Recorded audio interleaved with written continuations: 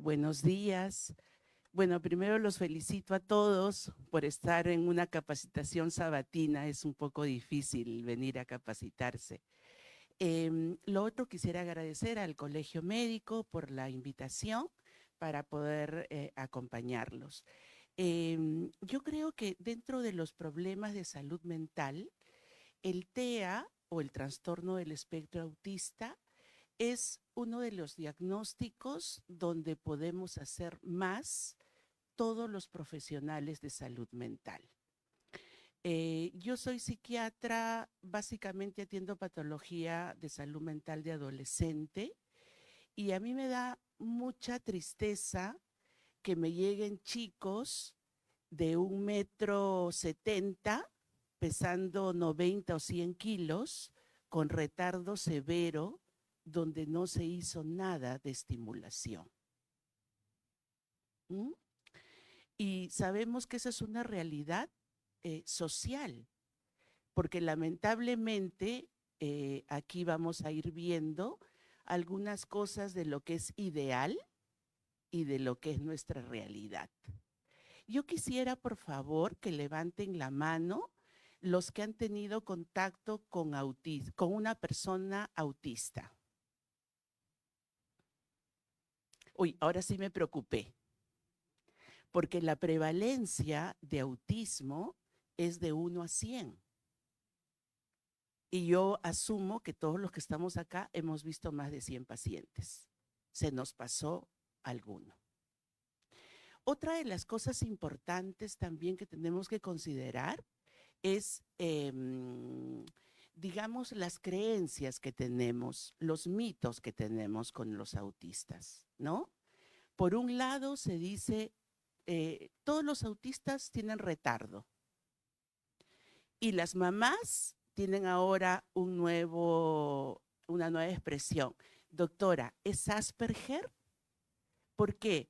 Porque el Asperger está asociado a mayores desarrollos, muchos con una memoria muy prodigiosa, algunos le dicen casi genios, profesores pequeños, etcétera, ¿no?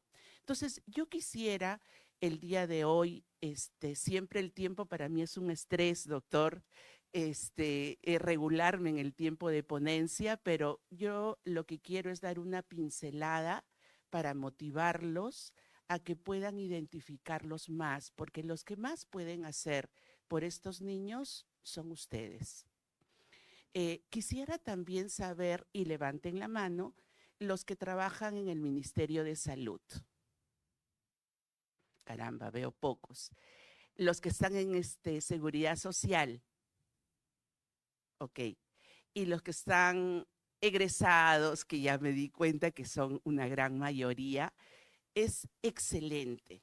Y los doctores que son de otro tipo de generación, los felicito por siempre querer estar actualizándose constantemente. Muy bien.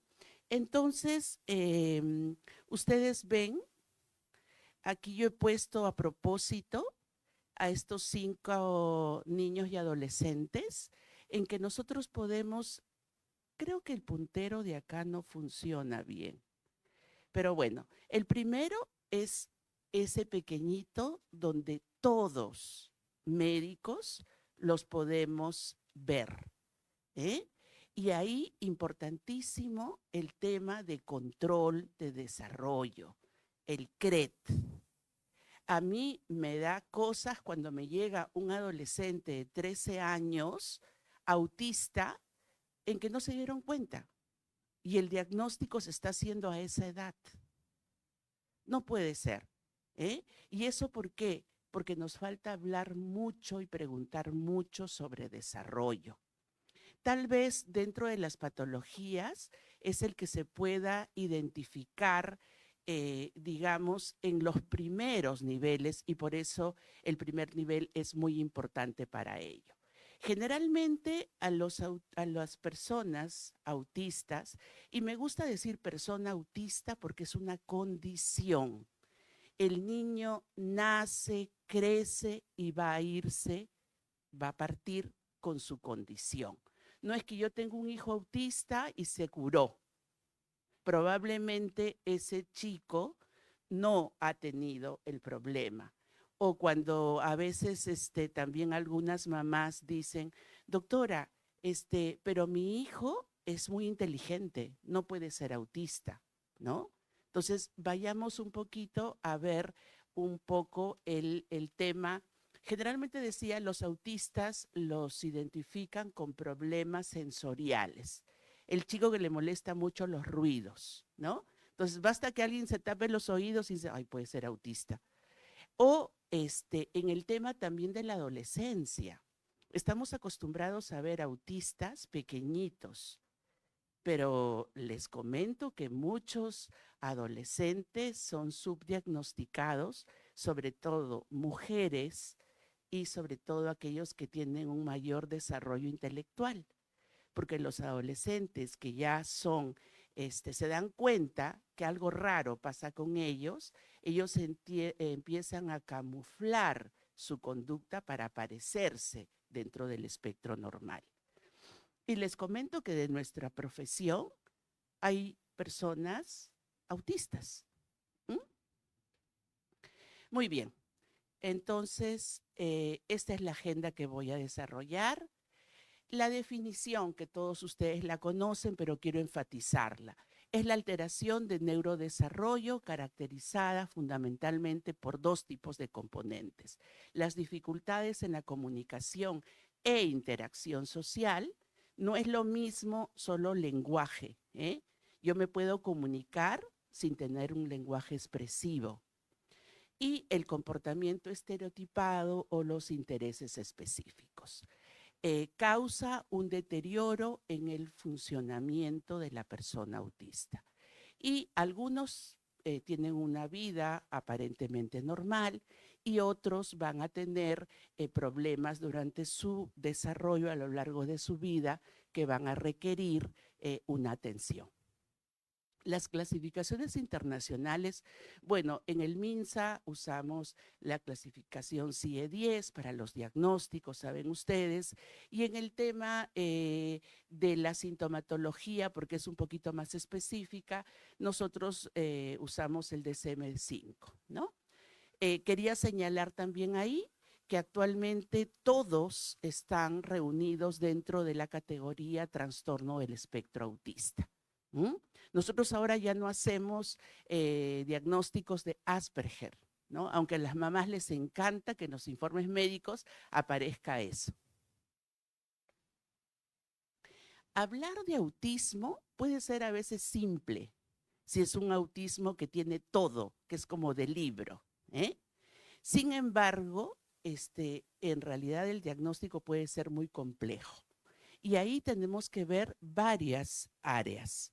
Por ejemplo, el tema de cómo funciona este chico o chica o niño en los contextos familiar, educativo, social. No es lo mismo que yo sea una niña autista. Bueno, voy a poner un niño, porque es más frecuente en los hombres. Sea un niño autista, que tengo a mamá y a papá, soy primer hijo y mis papás van a estar pendientes de mí para poderme dar toda la atención que yo necesito. Si necesito que me vean diferentes profesionales, me van a llevar. Si tengo la disponibilidad económica, también lo voy a poder hacer. Pero ¿qué es lo real? Que nuestra población es vista generalmente con pocos recursos, ¿no? Entonces, muchas mamás solteras que llegan con sus hijos, y ustedes saben que a veces el factor genético también está asociado a eso, y no solo tienen un autista, tienen dos hijos autistas. Ahorita lo más que yo he visto es una mamá con 3 hijos autistas. Entonces se imaginarán la calidad de vida que hay en esa familia, porque no es solo una patología que involucra al niño, es también a los padres, ¿verdad? Sí. En cuanto a la parte ya personal, y aquí se complica un poquito el asunto. He puesto este gráfico donde está la parte de inteligencia y ahí, por ejemplo, no es lo mismo tener un niño con una discapacidad intelectual severa, moderada o leve, ¿verdad? O también de superior, que también los hay. No es lo mismo tener a alguien que haga interacción social a alguien que completamente se aísle. No es lo mismo que este niño tenga un lenguaje verbal a que no sea verbal. No es igual el que tenga muchas conductas repetitivas, el hecho de los aleteos, ¿no? Clásico, o el hecho de estar caminando en puntitas, etcétera, porque cuanto más conductas estereotipadas tiene, son más, en muchos casos, rechazados, estigmatizados, vistos raro. En la parte sensorial, que todo les molesta, los ruidos sobre todo, la luz, la gente, que haya demasiada, la parte motora, la hipotonía, por ejemplo, ¿no? Entonces, todo eso hace que el diagnóstico sea complejo. En cuanto a la epidemiología, ya lo había comentado en algún momento, es una condición. Por eso yo hablo de persona autista, no persona con autismo. No se me va a quitar el autismo, ¿no? La Organización Mundial de la Salud da una prevalencia de 1 por cada 100. Así que si ustedes han visto 100 personas, por ahí ya hubo alguien que estaba con ese diagnóstico probablemente. Estudios norteamericanos incluso hablan de 1 cada 36, me parece, pero que es una prevalencia muy alta. Hay muchos casos que están subdiagnosticados, sobre todo mujeres, sobre todo chicos con nivel de inteligencia mayor. El intervalo, miren ustedes, de asociación TEA, retardo mental o bueno, discapacidad intelectual, es muy variable. Algunos van de 30 a 50%, ¿no? La proporción de niños y niñas generalmente es mayor en niños. Sin embargo, ustedes ven que también en el grupo de chicos que tienen inteligencia de retardo leve, de discapacidad leve, es más o menos igual, ¿no? Entonces, es igual para los de inteligencia menor de 50 y una relación, algunos dicen de 3 a 4 varones por cada mujer. En eso, las mujeres tenemos cierto beneficio de género. El 10% anormalidades genéticas y cromosómicas, ¿no? Y en cuanto a las mujeres autistas, me he permitido ahí hacer una diferenciación porque, por ejemplo, características de las mujeres es que se las ve que son más directivas en el juego, se diagnostican tardíamente y, por ejemplo, a nosotros nos llegan muchas que dicen, tiene problema de personalidad, no le gusta juntarse en el colegio, ¿no? O vienen por problema alimentario también. Y son pues como muchas mujeres más hacen camuflaje, más nos engañan, más parecen normales, ¿no?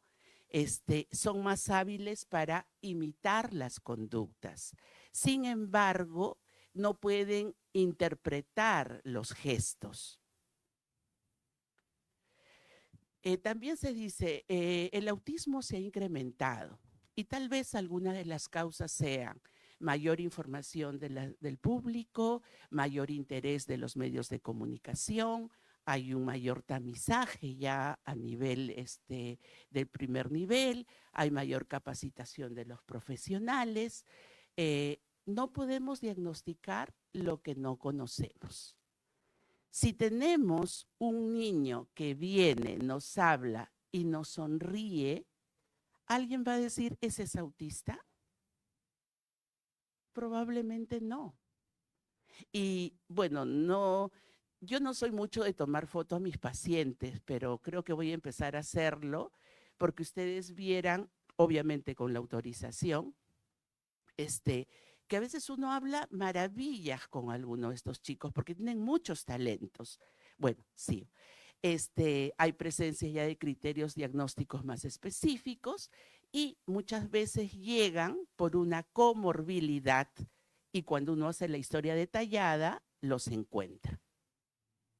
Los factores de riesgo, decíamos, dentro de las causas es multicausal, sabemos que hay factor genético y factor ambiental, y por ejemplo, los factores de riesgo en un estudio que se realizó, que tenga un hermano mayor con TEA. Si tiene un hermano mayor con TEA, pudiera tener más predisposición.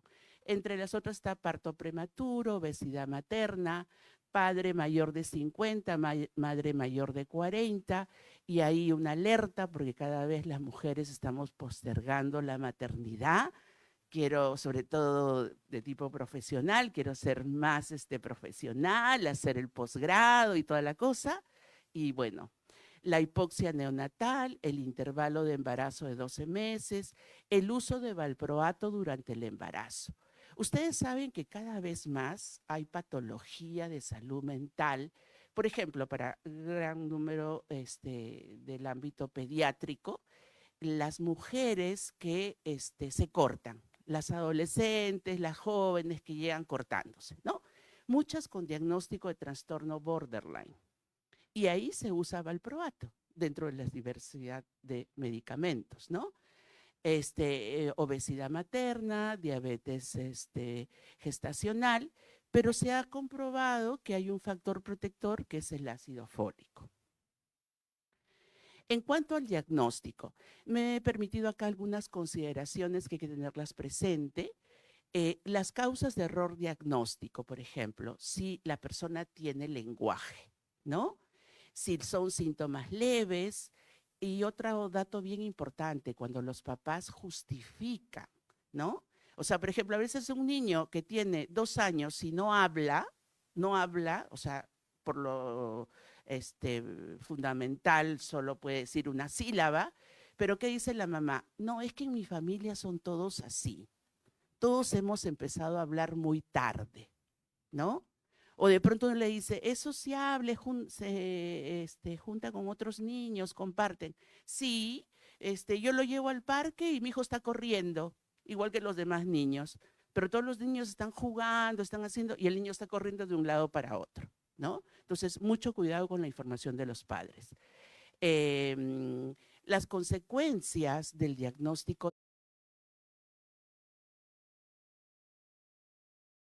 tardío. Y lo que yo les decía, ¿no? Los chicos que me llegan y cómo me llegan. Pero aparte de eso, en estos chicos van a tener mayor aislamiento social, experiencias de rechazo, decepción, frustración. A mí me conmueve mucho el adolescente autista, porque es como un chico que está encerrado y no sabe cómo empezar a relacionarse, ¿no? Y obviamente el empeoramiento de los síntomas del autismo, porque si el autismo está asociado con retardo, y a ese niño con retardo no se le fue enseñando conductas básicas, ese chico de pronto adolescente, grandote, no sabe ir al baño, pudiendo haberlo aprendido. No sabe comer solo, pudiendo haberlo aprendido. ¿eh? Y el diagnóstico de la comorbilidad. Le decía, muchos llegan por el problema asociado. Por ejemplo, a veces me dice, la mamá, ¿no? Me dice, doctora, la profesora me lo ha mandado porque dice que mi hijo es hiperactivo, pero es algo raro, ¿no? Y obviamente TEA se asocia también a hiperactividad con déficit de atención. Y lo que yo le hablaba, el enmascaramiento o camuflaje, que es esa autoexigencia de la persona para adaptarse socialmente, ¿no? Es mayor en mujeres y eso puede ir mejorando en la comunicación interpersonal por la estimulación que se hace en ese nivel de lenguaje. Ahora, en cuanto a los criterios, miren, eso es bien importante. Cuando ustedes pregunten desarrollo, eso es algo que no puede faltar, ¿no? A veces nos vamos de pronto a la sintomatología del problema que lo trae, que está el resfrío, que está otro tipo de cosas, pero no preguntamos datos de desarrollo donde podemos encontrarlo. Y ahí, por ejemplo, la dificultad en comunicación social. Ahí son 3 ítems. dificultad en la reciprocidad socioemocional. Yo te hablo, estoy mirándote, tú gestualizas que me estás entendiendo, ¿no? La falta en la comunicación no verbal, porque estas personas generalmente no tienen muchos gestos, les cuesta mantener y desarrollar relaciones, ¿no? De esta categoría deben estar presentes al menos una en las tres, ¿ok? O sea, las tres ítems deben tener al menos alguna de las conductas problema. Los patrones de comportamiento repetitivo y restrictivo es la segunda categoría. Y ahí 2 de las 4 que tenemos. Y entre las 4, ¿cuáles están?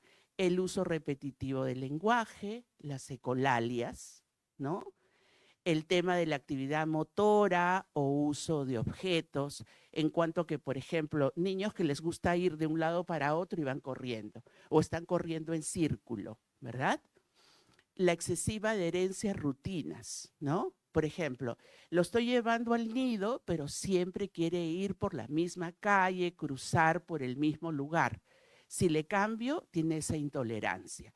Las fijaciones o intereses restringidos. Por ejemplo, niños pequeñitos, el tema dinosaurios, rompecabezas, ¿no? Adolescentes ya tienen una diversidad de intereses. Por ejemplo, uno me decía, doctora, ¿usted sabe cuáles eran los tipos de motores que usaban los aviones en la Segunda Guerra Mundial? O sea, no, enséñame. Y se conocía todo, ¿no? Detalladamente, como si fuera una enciclopedia de ese tema. Hiper o hipoactividad sensorial, lo que ya es muy conocido y que les comenté. En cuanto a los niveles, porque acá también hay niveles, ¿eh? Entonces, los niveles están en función de la comunicación social y el comportamiento repetitivo, de los dos ítems que habíamos hablado. En cuanto a el nivel 1, requiere apoyo, hay dificultad para iniciar relaciones sociales, hay problemas de organización, planificación y pobre independencia. O sea, estos son los que no se diagnostican muchas veces, porque uno, digamos, una persona neurotípica, entre comillas, normales, tenemos a veces déficit de habilidades sociales y no por eso somos autistas, ¿verdad? Aunque ya la mayoría dice, ahorita es un autista, no habla, ¿no? Cuando uno a la fiesta y no habla, este es un autista. El segundo nivel son los que requieren apoyo sustancial, un apoyo regular. Las relaciones sociales están limitadas a sus intereses, te hablan, pero de lo que a ellos les gusta, ¿no? Por ejemplo, yo tengo un adolescente que tiene ya 16 años y su tema de interés es Pokémon. Entonces, ustedes se imaginan que está en el colegio y está hablando de Pokémon cuando todos los chicos están hablando de la chica, de BTS que ya va a venir al Perú y de cosas que son de su actualidad, ¿no? Entonces, son rechazados, obviamente. En el nivel 3 están ya, digamos, los que tienen mayores dificultades. Requiere un apoyo muy sustancial, hay déficit severo en la comunicación social y una gran dificultad para cambiar su conducta, ¿no? Yo les digo muchos casitos más en referencia al grupo que yo atiendo, pero por ejemplo, este adolescente que está jugando en sus videojuegos y la mamá lo quiere llevar porque tiene que ir a visitar a la abuelita. Algunos de verdad son tan rígidos y tan intolerantes que agarran y de pronto rompen la pantalla y la tiran, ¿no? Entonces, estamos hablando a veces de esa severidad de agresividad. Otro ítem en el nivel 1, yo quisiera mencionar, a veces se confunde, dicen, es un autista de alto funcionamiento. Y muchos piensan que el autista de alto funcionamiento es Asperger, ¿no? No es así, tienen una leve diferencia en que el autista de nivel 1, primero que tiene un nivel de inteligencia normal o puede ser superior y problema en sus habilidades sociales, ¿ok? Esa es la persona autista de tipo 1. Pero cuando uno habla de un TEA de alto funcionamiento, estamos hablando que hay retardo en el desarrollo del lenguaje. Cuando ustedes hagan la historia van a identificar eso. En cambio, un síndrome de Asperger no lo tiene. Su desarrollo del lenguaje es normal. Por eso es que se nos pasa, ¿no? Porque uno dice, problemas de lenguaje, está normal, no puede ser autista. No, sí puede ser autista y estaría en ese grupo. Estos chicos tienen intereses específicos, capacidades a veces superiores en memoria, en sinceridad, en lógica. Por ejemplo, cuando ahí digo sinceridad, nosotros hablamos sinceridad radical, porque no tienen filtro, ¿no? Por ejemplo, están caminando ustedes con su hijo y de pronto, no sé, un gordito, pues bien gordito, dice, ese gordo. Imagínense, delante, no sé, de un montón de gente, o sea, no hay filtro, ¿no? O mamá, ¿por qué tiene ese señor ese ojo así feo? ¿No? Entre los comentarios más suaves, por así decirlo. Ahora, esto enfatizar, ¿no? El tema del diagnóstico precoz en lo que es control de desarrollo. Los indicadores de la alerta del primer año. A los 3 meses, la sonrisa social ya debe estar, obviamente, ¿no? Y es muy frecuente, por ejemplo, cuando uno le pregunta a la mamá, cuando usted le da de lactar y usted le empieza a hablar al bebito, ¿no? Le hace cariñito y todo. Y el bebito fija la mirada en la mamá y como que sonríe, se le ve eso. En muchos de estos niños no hay eso. Pero a veces preguntamos, ¿su bebito cómo era cuando le da a usted el lactar? No, no hay tiempo a veces por la consulta para preguntar eso. Este niño se interesa más en los objetos de color que estén cerca a sus ojitos, ¿no? A los 6 meses, por ejemplo, no piden que lo alcen. Hay muchos niños que a los 6 meses ya están alzando las manitos para que lo alcen, ¿no? Son niños irritables, también a esa edad hay una falta de respuesta a su nombre. Pepito, Juanito, como si no fuera con él, ¿no? Por eso muchos a veces dicen, es sordito, yo creo que es sordito porque no me entiende lo que le digo. A los 9 meses, la ausencia de balbuceo, a los 12 meses, la carencia de señalamiento, ¿no? Que quiero que veas algo, que quiero que tú también tengas esa mirada conjunta conmigo. Las características tempranas en el segundo año, la falta de contacto visual, ignora a los demás, falta de gestos, prefiere estar solo, la falta de imitación, y a los 16 meses no dice palabras sueltas, a los 18 meses hay ausencia del juego simbólico, a los 24 la ausencia de frase de 2 palabras, ¿no? Y obviamente una alerta ante una detención del desarrollo en sus habilidades sociales o de lenguaje a cualquier edad. Entonces, es muy importante esta detección precoz en el tamizaje en el primer nivel. Vamos a evaluar el riesgo, ¿ok? Ahí es importante vigilar el desarrollo, conocer las señales de alerta que ya las hemos mencionado. Hay un instrumento que es muy facilito, que se llama el MCHAT-R, por sus siglas en inglés, y es para niños de 16 a 30 meses, y otro instrumento que es el CAS para niños de 4 a 11 años. ¿Y qué evalúa generalmente el CHAT-R? Porque ese es el que deberíamos aplicarlos en los niños pequeñitos. La atención conjunta, ¿no? El tema de reciprocidad social, la respuesta al llamado al nombre, el contacto visual, la comunicación social verbal, no verbal, el gesto protodeclarativo. El protodeclarativo es ese que uno señala, ¿no? Cuando de pronto, por ejemplo, veo al perrito y le señalo al perrito a mi mamá para que mi mamá también vea el perrito, ¿ok?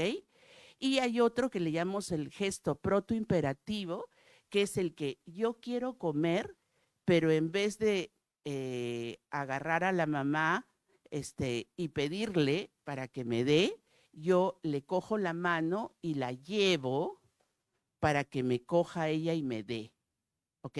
O sea, ahí yo estoy usándola como un instrumento, ¿no? El juego simbólico, la imitación y el que nos muestran cosas, ¿no? Por ejemplo, estamos, no sé, jugando con él y de pronto agarra el jueguito y no camina porque le falta pila y ya nos está ahí mostrando que le falta la pila y me está señalando, ¿no? Nosotros también quería poner este iceberg para un poquito ver que muchas de las conductas pueden estar por debajo y no las llegamos a ver. Por eso es que se nos pasa el diagnóstico, ¿no? Generalmente hacemos caso cuando el niño grita, no hace caso, tira las cosas, llora, se agrede, golpea, corre de un lado para otro. Esas conductas son las que llaman la atención y por esa conducta disruptiva a veces los lleva. Pero en el fondo hay dificultad en la comunicación, les cuesta variar el contexto, una hipersensibilidad y una rigidez cognitiva, ¿no? Si yo pienso que mi rutina tiene que seguir estos 3 pasos y alguien me lo quiere cambiar, no, es así y yo tengo que cumplirlo así porque si no puedo estallar en alguna rabieta. Entonces, en cuanto al diagnóstico, creo que esto hay que enfatizar. Tenemos un diagnóstico de la patología, ¿no? De los problemas asociados, de la condición en sí, y en la condición ver el nivel de funcionamiento de la interacción con el entorno, pero también hay que hacer un diagnóstico familiar. Es muy importante, ¿no?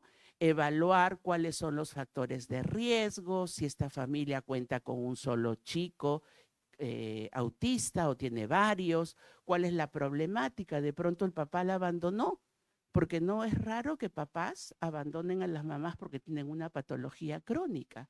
¿Cuáles son los recursos? ¿Quién lo va a llevar a terapia? ¿Cómo es la dinámica? ¿Cómo son las habilidades? ¿No? Por ejemplo, yo tengo mamás que son guerrerazas, mamá soltera y que tiene que trabajar porque si no, no hay para llevar a la consulta del MINSA para el pasaje y todas esas cosas, y ya está la madrina, ya está la vecina, ya está alguien de la comunidad que puede ayudarlas, ¿no? Un diagnóstico comunitario. Y aquí también, por favor, yo digo, yo soy un médico recién egresado, estoy en una posta, hago mi control de niño sano, identifico, tiene síntomas de alarma. Entonces voy a derivarlo a uno de los 3 hospitales especializados. No, no.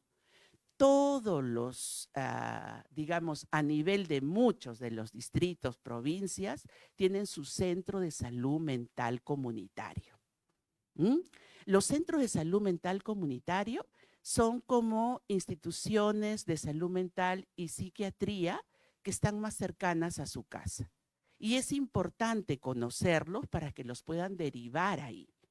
Imagínense, a veces al Valdizán nos envían gente que tiene que venir 3 horas de trayecto, ¿no? Imagínense, 3 horas de ida, 3 horas de vuelta para que la terapia sea 45 minutos y aparte de todo el costo, ¿no? Entonces hay que ser mucho más realistas, ¿no? Y el MINSA ha capacitado, los centros, bueno, los que no conocen un poquito el trabajo del Centro de Salud Mental Comunitario, tiene un área que es de niños. ¿Mm? Y en esa área de niños se trabaja mucho el componente preventivo también. Y estos centros de salud deben tener el programa que es de entrenamiento a cuidadores de niños con problemas de neurodesarrollo. ¿Mm? Ese es un programa que se hace más o menos de unas 12 sesiones, 9 de terapias grupales que lo hacen con los padres y comparten las cosas que deben ayudar a los chicos y 3 visitas domiciliarias. La adolescencia es también un gran problema, los chicos adolescentes. Ayer estuve escuchando a la doctora que hizo adolescencia. A mí siempre me gusta entrar a los cursos de pediatría para un poquito enterarme de más cosas, y veíamos que hay una gran cantidad de cambios. Pero sobre todo al adolescente lo que más le preocupa es el tema de su sexualidad, ¿no? Entonces, no sabe cómo hacer amigas, por ejemplo. Y hay que enseñarle cómo hacer amigas, ¿eh? Obviamente para eso tiene que tener otro repertorio anterior de cualidades. Y también, como se da cuenta que es diferente al resto, eso le genera más enojo, más frustración, baja autoestima y en muchos casos va desarrollando por ejemplo, bullying también, que hay mucho. ¿Y por qué? Porque, por ejemplo, en la comunicación verbal son chicos y chicas monotemáticos. Si yo te voy a hablar de un tema, estoy en ese tema todo el rato, ¿no? Cansa. O son aquellos que se apoderan de la conversación, no quiere que nadie hable. Ellos están hablando y son los únicos que deben de decir. Son literales, ¿no? Y también en ese sentido hay que entender que ellos no van a comprender el doble sentido del resto, ¿no? Este, tienen un tono monótono, a veces como un poco cantarín, usan un vocabulario inusual, por ejemplo, hay algunos Asperger que hablan con mucho, utilizando palabras muy técnicas. Y uno dice, ¿y este quién le enseñó? Lo escuchó, lo leyó en algún sitio, o también algunos que pueden ser muy pedantes, ¿no? Por ejemplo, ¿cómo? ¿Tú no sabes eso? O de pronto, no, no te voy a contar eso porque tú no lo vas a entender. Y te lo dicen así, ¿no? Como que, uff, y sobre todo a muchos profesionales que tenemos un ego hasta el techo, uff, ¿no? Los de comunicación no verbal, por ejemplo, son chicos que no leen a las personas. Nosotros decimos leemos porque entendemos la gestualidad, ¿no? Está aburrido, está cansado, está enojado. Ellos no se dan cuenta de eso. El tono de voz, los gestos, el lenguaje corporal, hay escaso contacto visual y generalmente sin expresión facial. Y en cuanto al comportamiento de estos adolescentes, pasan tiempo solos, juegan con sus reglas, no entienden las expectativas sociales, no tienen amigos, hablan más con las personas mayores, porque la persona mayor los respeta, no le va a hacer un comentario que de pronto los desagrade, ¿no? En cambio, un adolescente le dice, oye, atorrante, ¿qué estás hablando? O de pronto, no, mira, tú hablas idioteces nomás, vete de aquí, no queremos, o sea, porque los adolescentes son bien crueles cuando un chico no sigue la sintonía de ellos, ¿no? Son muy explosivos, yo les dije, sobre todo cuando hay comorbilidad, estos chicos pueden agarrar y terminar rompiendo televisores, tirando cosas, las lunas de las mamparas, etcétera, ¿no? Pero son los extremos, por favor. En aquellos que tienen una inteligencia normal o superior, ellos se preocupan mucho por su rendimiento escolar. Sobre todo si han sido, por ejemplo, muy buenos alumnos, porque hay muchos que son primeros puestos, ¿eh? Los talentos y las habilidades de estos chicos, porque obviamente muchos de ellos tienen muchas habilidades, la meticulosidad, la sinceridad, la honestidad, el interés en temas específicos, el conocimiento sobre algunos temas de interés, cumplen con las reglas, son detallistas, siguen rutinas, hacen muy bien las actividades mecánicas, son muy lógicos y ellos escuchan sin prejuicio, ¿no? Y yo, bueno, a mí me gustan mucho las cosas de arte y tengo muchos niños con TEA que les gusta el dibujo y la pintura. Y entonces, a veces cuando entran a mi consultorio, yo tengo ahí un franelógrafo y pego lo que ellos hacen, ¿no? Y a veces algunas mamás me dicen, doctora, ¿a usted le gusta dibujar o pintar? Le digo, no, esas cosas no son mías, son de los chicos, ¿no? tienen mucha habilidad para eso. En cuanto a la evaluación, entonces, importante enfatizar la historia de desarrollo, la entrevista a la madre, ya saben que algunas nos pueden ir dando datos que no son tan reales, la observación del niño, ¿no? Tanto en el juego espontáneo como en el dirigido, evaluar también los síntomas asociados y ahí, por favor, enfatizar el tema del sueño, el apetito, la actividad física. Yo les puse al iniciar el ejemplo de niños muy grandes, obesos, ¿no? Las comorbilidades, otras evaluaciones cuando son pequeñitos muchas veces los hacen quien puede, quien tiene, ¿no? Como una evaluación audiológica, evaluación genética, evaluaciones de laboratorio por el tema de plomo en algunas zonas que de pronto pueden estar cercanas y obviamente la evaluación del contexto familiar y comunitario porque eso va a decirnos mucho de los recursos. Ahora, ustedes saben que en salud mental pueden haber muchos problemas juntos y ahí hablamos de las comorbilidades. Dentro de ellas yo voy a mencionarles las tres más frecuentes. El déficit de atención entre 40 a 80%, fíjese, es súper frecuente. En niños un poquito más, 40%, en adolescentes 30%.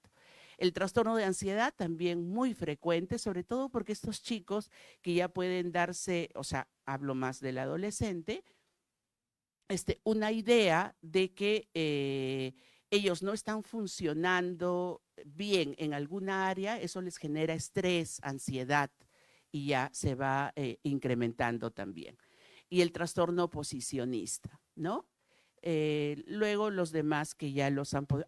Y la que he señalado acá como depresión o trastorno bipolar, me gustaría enfatizar de que también estos chicos tienen intentos suicidas, sobre todo aquellos que se deprimen mucho, ¿no?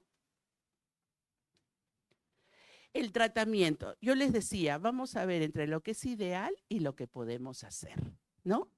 Esto sería como un tratamiento ideal. Multidisciplinario, individualizado y flexible, porque obviamente el programa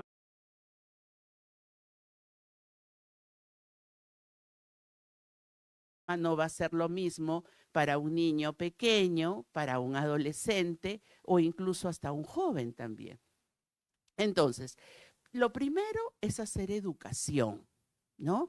Brindar educación a la familia. Nosotros generalmente vemos que con estos tiempos cortos en la consulta, a veces es difícil hacerlo, pero es muy importante, porque si no nos van a boicotear el tratamiento.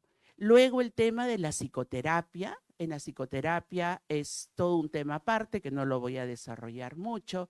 Se trabaja mucho la terapia conductual, la terapia cognitiva conductual, ¿no? Para el manejo de estas conductas. La terapia del lenguaje, que es muy importante.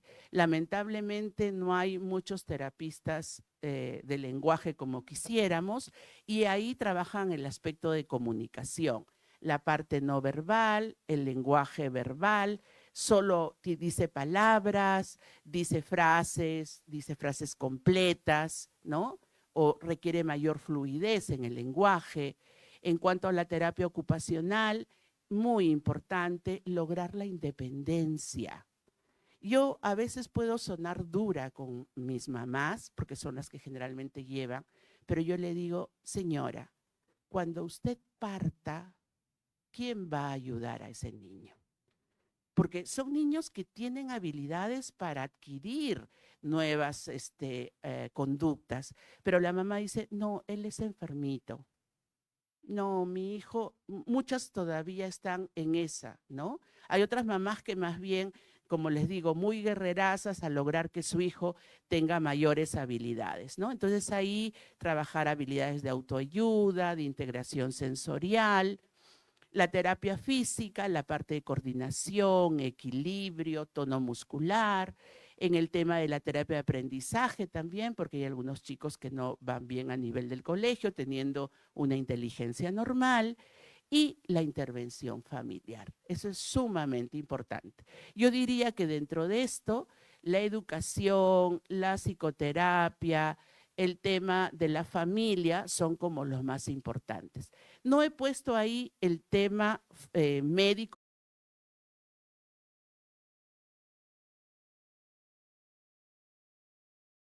farmacológico, porque a eso no le dice, señora, su hijo tiene tiene autismo. Sí, pero ¿qué es? ¿No? La culpabilización, sobre todo si de pronto yo tengo hermanos que son TEA, entonces digo, yo tengo la culpa porque tengo mi hijo, porque yo se lo he pasado, ¿no? El tema de la relación entre hermanos. ¿Cuántas veces he visto a esos hermanos mayores parentificados, ¿no? Son los que se encargan el cuidador externo permanentemente, quitándole las posibilidades de hacer también otras cosas a ese chico. Los conflictos matrimoniales, la alta demanda de cuidados, etcétera. Entonces, volvemos a decir, importantísimo el trabajo de intervención temprana, y dentro de algunas recomendaciones es usar lenguaje sencillo, anticipar las rutinas. Si yo, no sé, por ejemplo, muchos chicos los llevan a mi consulta y la mamá le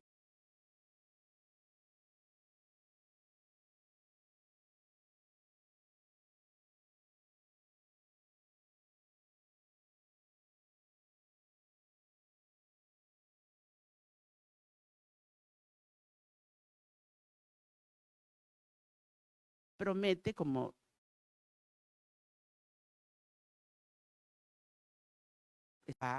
el mall, para que ya sepa que hay una serie de pasos, ¿no?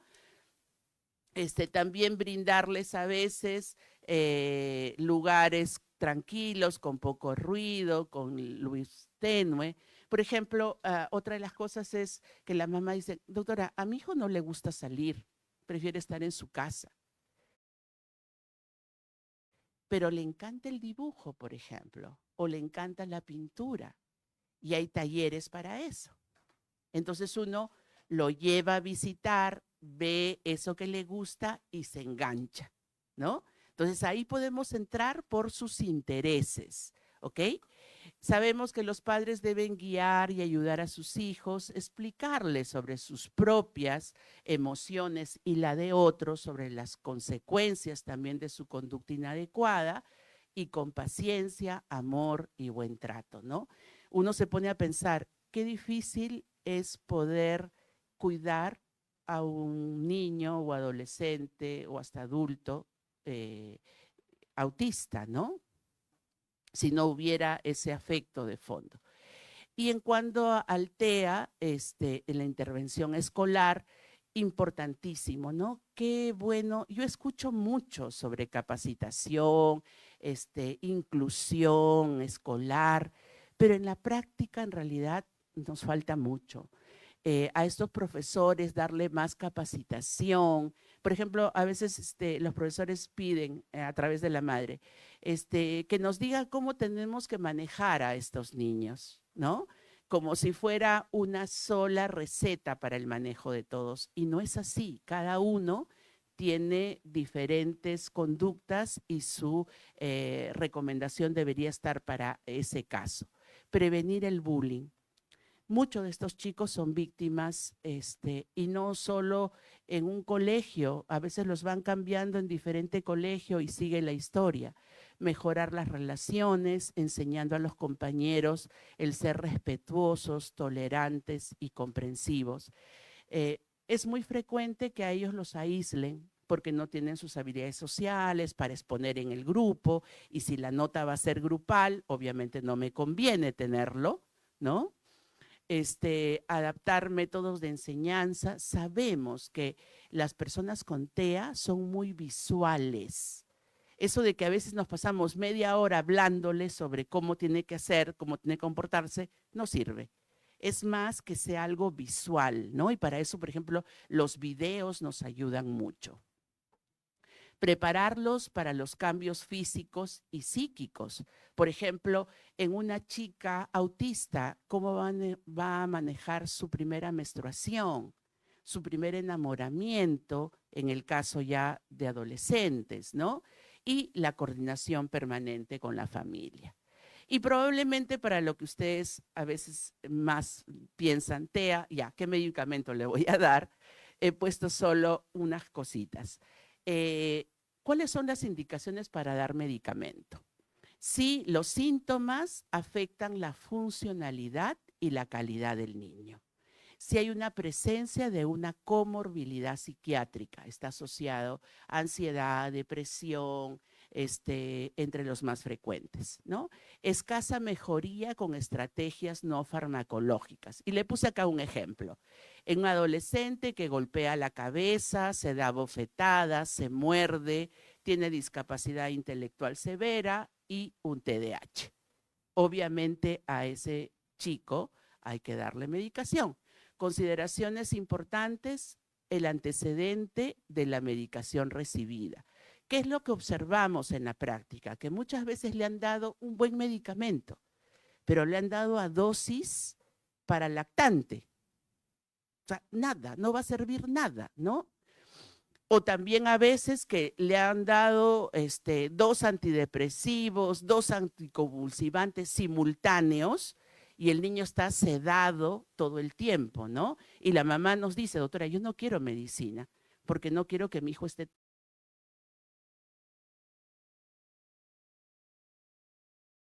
tonto. Iniciar con dosis bajas e incrementar gradualmente y hacer el seguimiento. Yo decía, la familia puede ser muy buena en el apoyo, pero sobre todo, por ejemplo, en el tema de medicación, hay que ver que también nos puede boicotear mucho si uno no le ha explicado. Le tiene que explicar la utilidad del medicamento y también si hubieran los efectos secundarios a esos fármacos, ¿ok? Quería ponerle esto porque es muy importante. La desregulación emocional es un término que ahora se usa mucho. El 20% de chicos TEA tiene disregulación y consiste en esos episodios de irritabilidad, agresividad moderada, severa, ¿no? Que es un gran motivo de consulta. Generalmente está asociado a problemas de comunicación, a enfermedades que causan dolor y malestar, a comorbilidad, a entornos muy ruidosos, iluminados, a cambio de las rutinas y que no se ha manejado bien eso, a cambios en su desarrollo, el pasar a la adolescencia, por ejemplo, y el maltrato, ¿no? Hay, el bullying, que ya lo comenté, pero el maltrato también en diversas formas, y uno de ellos también puede ser el sexual. Yo les comparto, recibí un adolescente de estos grandotes, ¿no? Muy agresivo, y la mamá, los padres no lo podían controlar en casa. Entonces se les ocurrió internarlo en un centro, de estos centros que internan problemas de salud mental. Se supone que era un centro donde habían adolescentes y jóvenes, no había mucho adulto. Entonces, ¿qué pasa?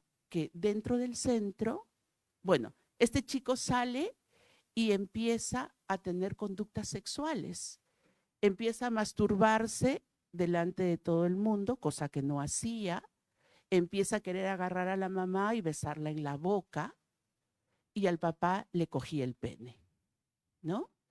Entonces, hay que tener mucho cuidado, ¿no? En el tema de la sexualidad.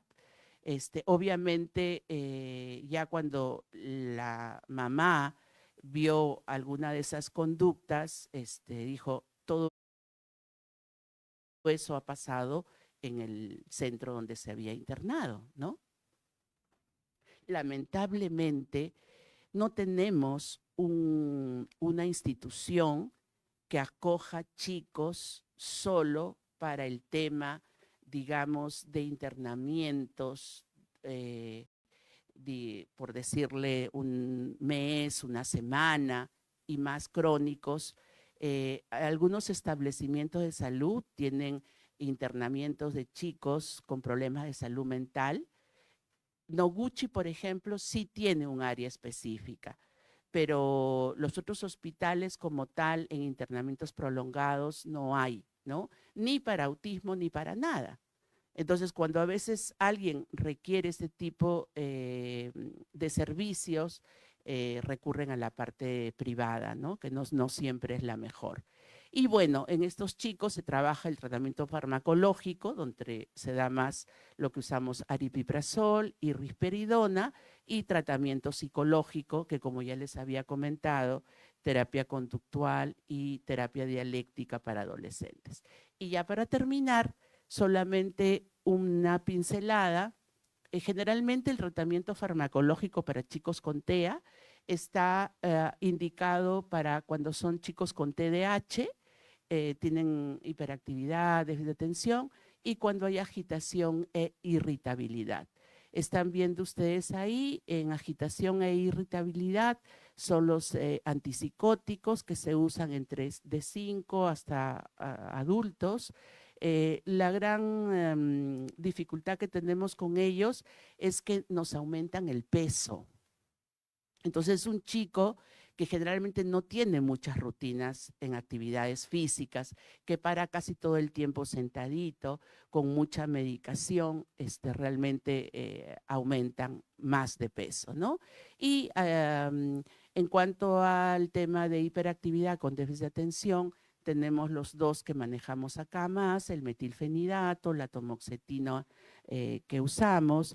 Estos medicamentos también deben darse generalmente a dosis más bajas de aquellos que no tienen comorbilidad con TEA, ¿no? Y ahí están los efectos adversos. Y creo que ya me pasé de tiempo. Muchas gracias. Incluirlos depende de todos nosotros. No sé si hubiera alguna pregunta. Bueno, agradecemos a la doctora Toledo por su...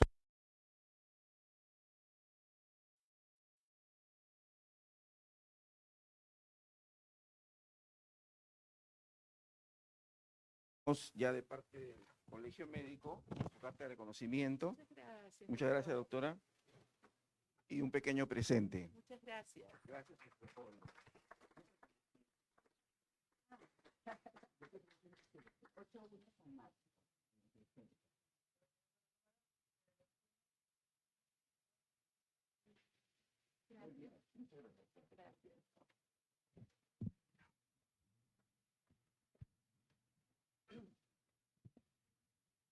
Muy bien, estimados colegas, continuando con las ponencias de este curso nacional titulado Actualización en Pediatría 2. Quiero dar la bienvenida al doctor Cristian Hipólito Andonaire Munaico, quien es médico especialista en pediatría de pregrado y posgrado por la Universidad Nacional Mayor de San Marcos.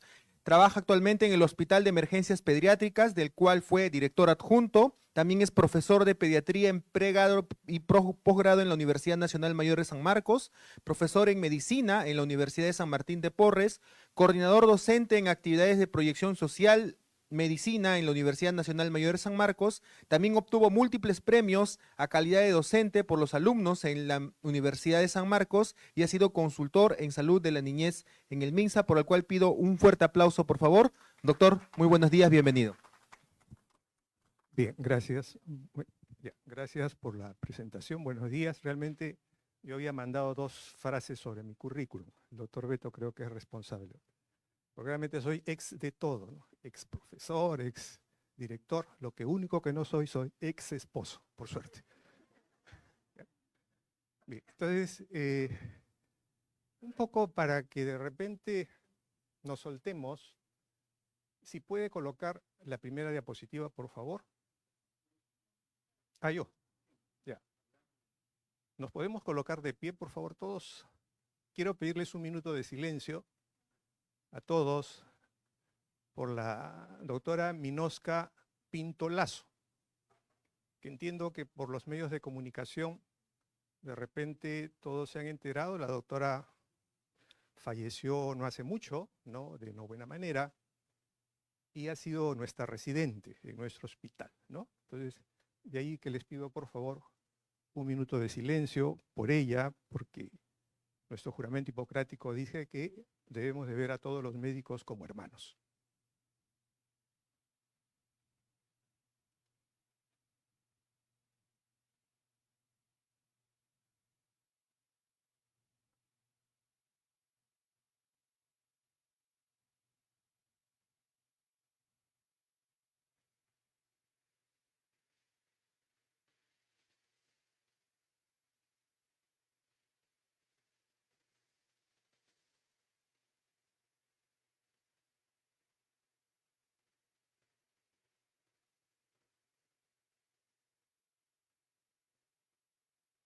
Muchas gracias.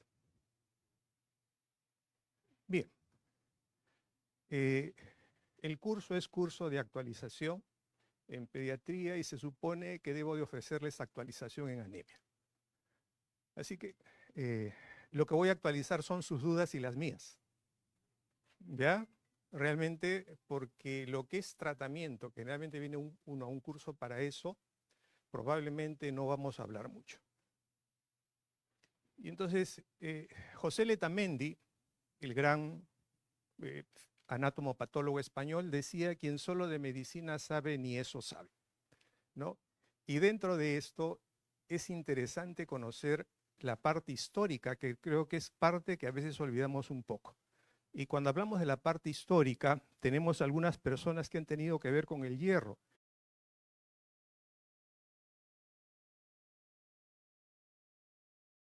Y de repente nuestro comportamiento para el manejo de la anemia es histórico.